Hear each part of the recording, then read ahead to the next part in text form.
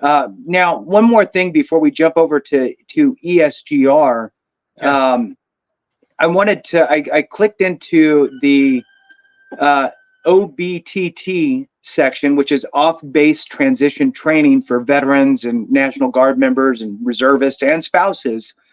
And just to get a little bit of information here for folks, the off-base transition training pilot program. This is a pilot program that, again, if we're not utilizing it, it's not going to be there, right? So then we can't complain that there's no resources for us. Right. That's kind of how that works, right?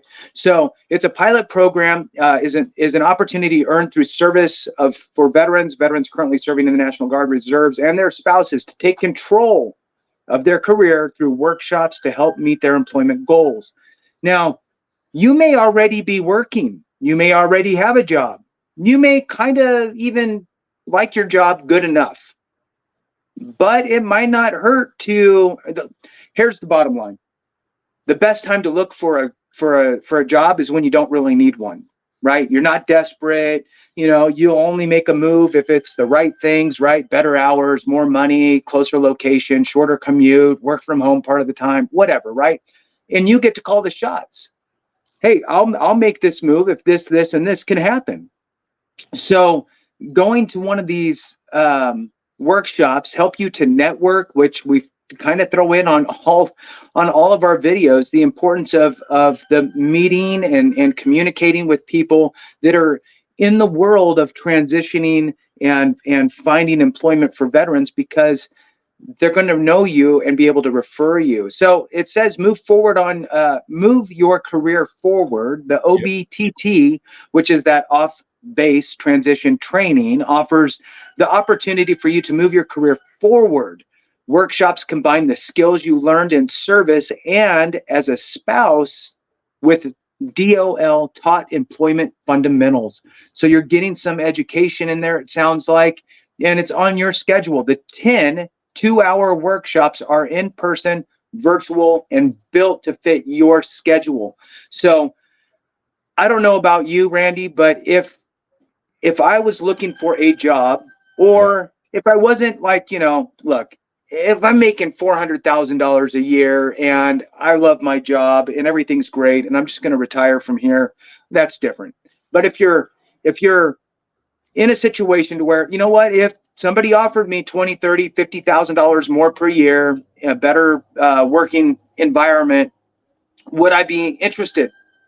If the answer is yes, why wouldn't you, invest a little bit in yourself? That's the way that I would look at this. Is, it's a 2-hour, there's 10 2-hour workshops that are really investing in yourself, is what I think. So do you have any thoughts on that before we move over to other subjects?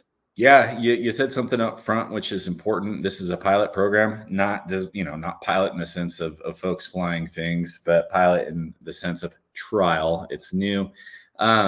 And they've thought about the post-COVID environment here. I'm going to read off kind of a sentence here on the page. It says, you can mix and match the workshops to meet your employment goals and attend workshop at your own pace. So 2 things there, mix and match. You can attend virtually or in person, or a combination of virtual and person, which I like. We call that the hybrid model, generally in the civilian world, where you're at your desk a couple of days, you're virtual a couple of days. I kind of like the hybrid thing. A lot of people want to be all in the office or all virtual. I like a little bit of both. So there's there. And then the other thing, at your own pace. So Jason talked about investing in yourself, giving yourself these 10 2-hour workshops. It's 20 hours. It's a significant amount of time, but think about, what you do in your spare time with 20 hours in a given week. You could probably over a month or so carve out a few hours a week and get this knocked out. And if you scroll down on the website, they provide some additional information, states that are participating and locations. They've got California, Colorado, Illinois, Massachusetts, Nevada. I'm not going to read through all of them, but there's a pretty good amount of the U.S. civilian population that's captured within the geographic area, some of these cities that they're throwing out there. So it's not going to cover everybody that's watching this channel today. That's what the virtual part is for. but it's going to cover a lot of you folks out there. So take a look at that part on the website. And to Jason's point, invest in yourself. And if we as a community don't use these pilot programs, like you said, we'll lose them. They'll go spend them. Believe me, the government will spend money on something else. And so I encourage you to take a stab at this, see what comes of it, and go from there. At the very bottom, there is a link to a PDF that talks all about the workshop, all the references, all the information you need.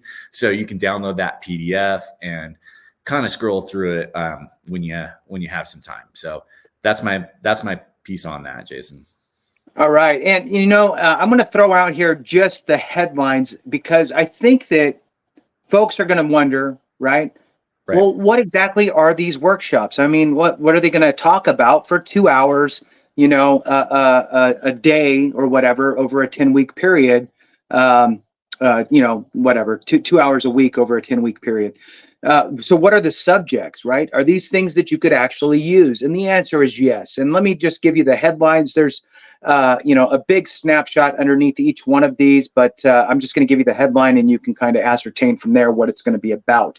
So marketing yourself and other job search tactics. Very important. And we've also covered that on this channel as well. Yep. Understanding resume essentials. Very important, right? Creating your resume, a writing workshop. Outstanding. I can't even tell you, Randy, how many times I hear people like, I don't even know how to really even start. And then you see the resume that they give you, and it's like, it's, maybe a bullet point with like 3 words after it. You know what I mean? And it's like, everything's compressed to one side. And, so this is a really helpful workshop. Well, what happens when you get the call from the recruiter and they want to actually set you up for an interview? Well, guess what? They have interview skills. That's a great workshop. Federal hiring for those that are interested. LinkedIn profiles, right? You don't want to have your party picture as your picture on your LinkedIn, right? Save that for somewhere else. LinkedIn job search, how to utilize LinkedIn to do a job search. And oh, by the way, veterans get a free premium LinkedIn account. All you got to do is sign up for it. Next one, employment rights, which is really important. And then what happens when they make that job, offer to you? So now you get the job offer. Well, they're going to talk to you about salary negotiations. And I would say that oftentimes people leave money on the table when it comes to their job offer, right? And yes, you can negotiate your federal job dollar figures too, but there's a specific time frame in which you need to do that. You can't go back in time and undo it. So this is all really, really important stuff. On any of those specific categories that I just ran through, was there anything that sparked any interest for you, Randy? Salary negotiations. All of us like money in our wallet, and the more the better. And I can tell you from having been in the civilian world for a while, this is a difficult topic for veterans and even spouses. Why? Because we come from a community in the Department of Defense where our salary is set by Congress every year. There isn't a whole lot of negotiation going on for pay within the military, if ever. It's just not something that's practiced. But on the civilian side of things, it is common with every job. And so there's several things that need to happen for you folks transitioning. That's understanding a reasonable salary range. And don't forget, you're going to PCS likely. As you leave your last active duty station, you may not want to stay in that community. You may want to go back to your hometown. You might want to go sit in the sun in San Diego, whatever your deal is. You may PCS, and the cost of living in that community compared to the cost of living surrounding you right now at your final duty station or wherever you might be may differ. So you need to understand both what the market will bear for that particular job and then what it's going to cost to set your family up for success. So I'd strongly recommend the salary negotiation module. Take a look at it because it's an area we don't do particularly well on the veteran side of things. And veteran underemployment is a big problem in our community, so that goes part and parcel with it. And then the negotiation tactics. If you take a look at our channel, folks, I did a video a few days back where it's just me. It's a short video that talks about 5 questions that might come up during an interview. Just wanted to get some information out there to you folks. But one of the points that I make is don't be afraid, once you have a reasonable idea what they're willing to pay you, what the job is worth, to throw them a figure that's that number plus 5%. You want to be a little bit above what you think you can get and have them negotiate you down, because the alternative is you're starting 10% below where you want to be, and then you're fighting to get that 5% up.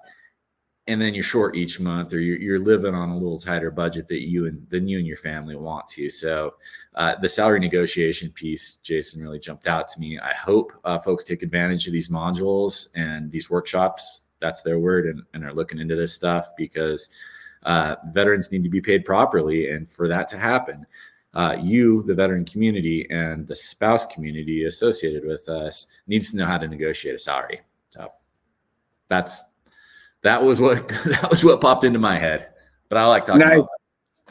Heck yeah, money's always fun to talk about. So, and again, the bottom line there is people always leave money on the table.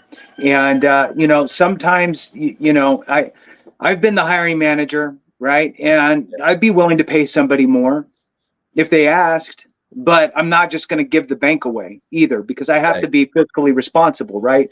But for that look, they're making you the job offer because they want you out of the other 30 people that they potentially looked at. So you're bringing something to the table. There's a value there. And what's an extra 10 grand in the big picture, right?